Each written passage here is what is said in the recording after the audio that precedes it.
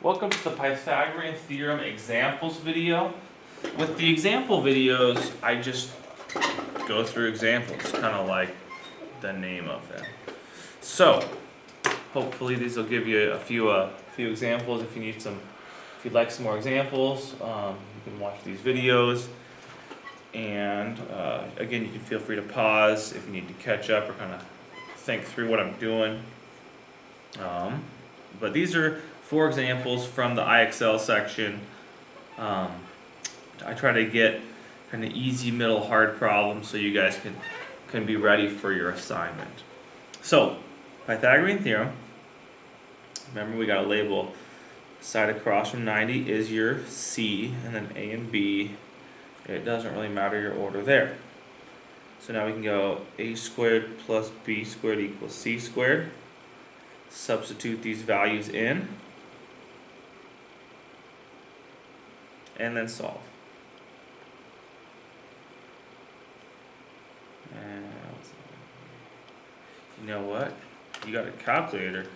If you're like, man, I don't know what that is, use that calculator. Use your resources. Square root. Again, you don't know what that is? Use your resources. Get your calculator out. Remember, square root of 225. Hit the second and then that guy, because that little green square root, you need to have a shift to get there.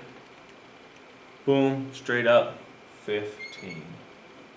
So we got 15 equals C. Boom. Number 2, label. Across from 90 is your C. It looks like IXL will sometimes give you the variable of the side.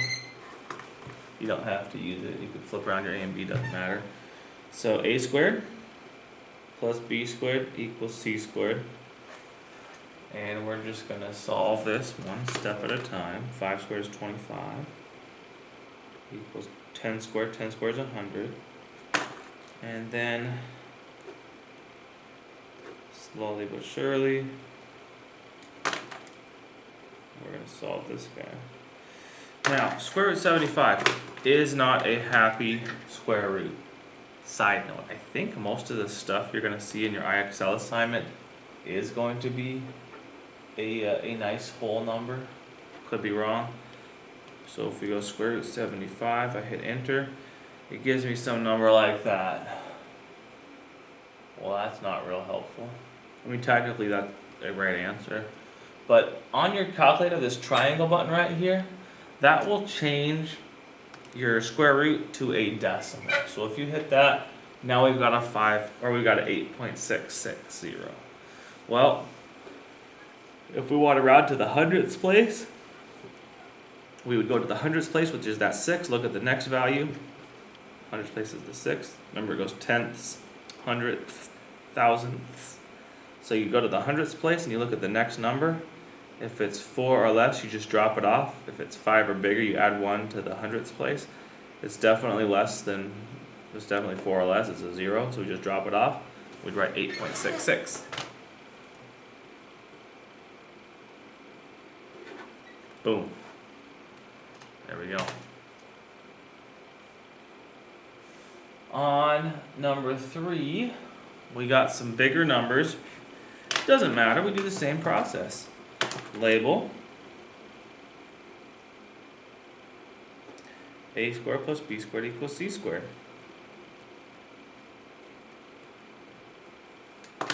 And then we solve from here.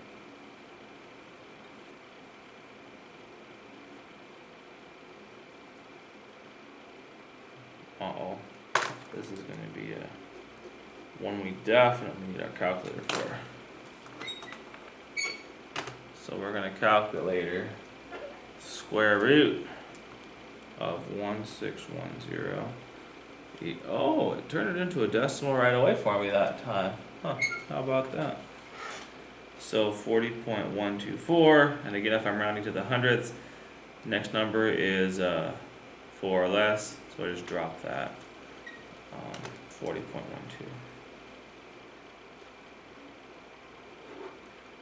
Boom. And one more example. Side note, C is always the longest side. You'll notice C is slightly bigger than that guy. So our Pythagorean theorem is holding true. If you ever solve it and your longest side becomes like shorter than one of the other sides, well, something's wrong, because that's not the longest side anymore. And it's supposed to be. Side across from 90 is always supposed to be the longest side. 4, let's label. There's your C, A, B. We got a decimal here. Doesn't matter, we're going to do the same process.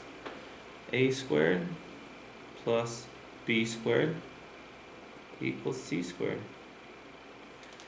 Again, you're not definitely, but you're probably going to need your calculator for these decimals. So 2.5 squared gives me 6.25. I'll zoom out of here just so you can see all my calculations. So we've got a squared plus 6.25 equals, then we're going to go 6.1 squared, 37.21, okay. So here's where we're at. From here, we need to get this piece by itself, so we're going to subtract both sides by 6.25.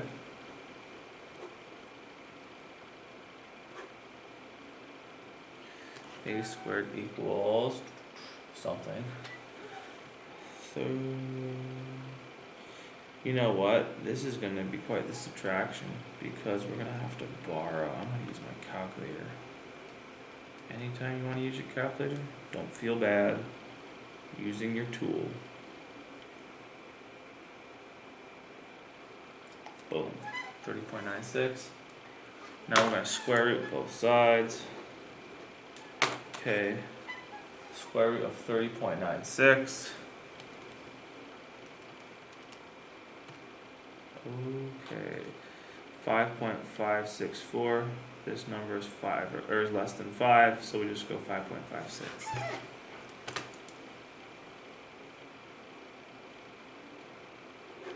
And then just double check, is the longest side still across from 90?